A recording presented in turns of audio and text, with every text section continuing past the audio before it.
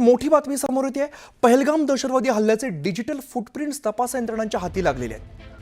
हल्ल्यापूर्वी आणि नंतर सोशल मीडियावरती दहशतवादी सक्रिय असल्याची माहिती समोर येते। रेजिस्टन्स टाइम नावाचा सोशल मीडियावरती ग्रुप उघडण्यात आला अशी माहिती समोर येते।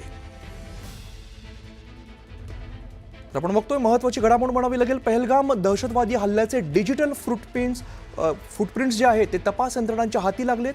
हल्ल्यापूर्वी आणि हल्ल्यानंतर सोशल मीडियावरती दहशतवादी सक्रिय असल्याची माहिती समोर येते। पहलगाम दहशतवादी हल्ल्याचे डिजिटल फुटप्रिंट्स तपास यंत्रणांच्या आता हाती लागलेले आहेत। हल्ला होण्यापूर्वी आणि हल्ला झाल्यानंतर सोशल मीडियावरती दहशतवादी सक्रिय असल्याची माहिती समोर येते। रेजिस्टन्स टाइम नावाचा सोशल मीडियावरती ग्रुप काढण्यात आलेला अशी माहिती समोर येते। प्रशांत लीला रामदास आमचे प्रतिनिधी अधिकची माहिती देत आहेत। प्रशांत, आपण बघतोय पहलगाम दहशतवादी हल्ल्याचे डिजिटल फुटप्रिंट जे आहेत तपास यंत्रणांच्या हाती लागलेत, काय माहिती आहे? बरोबर, डिजिटल फुटप्रिंट जे आहे राष्ट्रीय तपास यंत्रणाच्या हाती लागले आहे।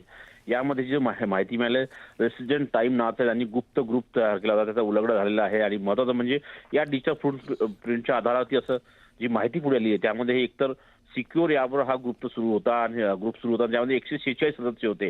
यापैकी बहुतेक जे जण होते ते पाकिस्तानमधील कट्टरपंथी विचारांचे होते। 24 एप्रिल रोजी म्हणजे 22 एप्रिलला हल्ला झाल्यानंतर 24 एप्रिलला हा ग्रुप बंद करण्यात आला आणि या ग्रुपमध्ये जैसे नावाचे भडकाऊ पोस्ट टाकण्यात गेले होते असेही पुढे आलेले आहे।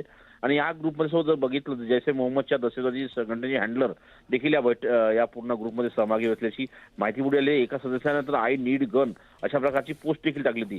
महत्त्वाचं म्हणजे जर बघितलं यामध्ये ओव्हरग्राऊंड वर्कर देखील यांच्यासाठी कोडवर वापरण्याचा देखील इशारा दिलेला आहे। यामध्ये सगळ्यात धक्कादायक म्हणजे या ग्रुपमध्ये पहलगाम हल्ल्याचा व्हिडिओ देखील शेअर करण्यात आला होता अशी माहिती तपास यंत्रणेच्या सूत्रांनी दिलेली आहे। स्टुडिओ निश्चित अतिशय महत्त्वाची माहिती म्हणावी लागेल। धन्यवाद प्रशांत या सगळ्या सविस्तर माहितीसाठी। हेडलाइन्स प्रायोजक राजयोग पेंट्स, आनंद तुमचा, रंग आमचा।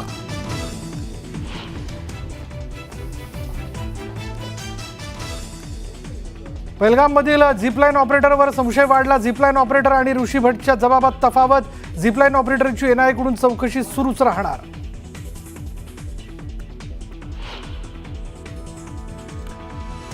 पाकिस्तानकडून भारतीय वेबसाईट हॅक करण्याचा डाव। 2 दिवसात 2 वेळा वेबसाईट हॅक करण्याचा प्रयत्न। सुरक्षा यंत्रणांकडून कसून तपास सुरू।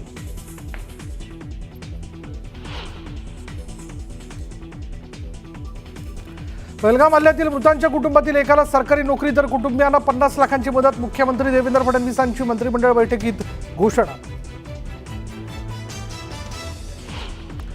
पहलगाम दहशतवादी हल्ल्याच्या पार्श्वभूमीवर सरकारच्या हालचाली सुरू। उद्या पुन्हा केंद्रीय सुरक्षा समितीची बैठक होण्याची शक्यता।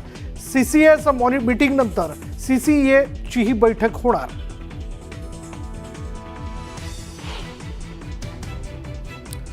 जबाबदारी घेण्याच्या वेळी गायब असं कॅप्शन देत काँग्रेसच्या ट्विटरवरून पंतप्रधान मोदींवर आक्षेपार्ह पोस्ट। तर काँग्रेस का हात पाकिस्तान के साथ म्हणत भाजपकडून जोरदार पलटवार।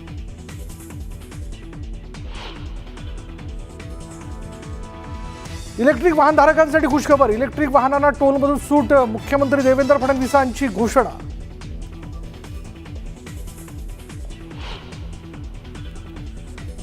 मुंबईच्या अंधेरीतून 5 संशयित शूटर ताब्यात। 7 बंदुकी आणि 21 जिवंत काडतुस जप्त। एक आरोपी बिश्नोई गँगच्या संपर्कात असल्याची माहिती।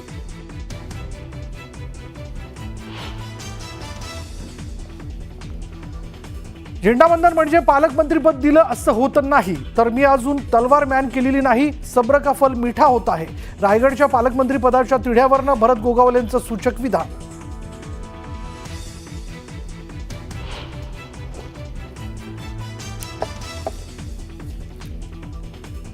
तुळजाभवानी मंदिरात व्हीआयपी दर्शन पास घोटाळ्याचा आरोप। मोफत दर्शन पासची 4 ते 5 हजारांना विक्री होत असल्याचा पुजारी आणि आमदार कैलास पाटलांचा आरोप।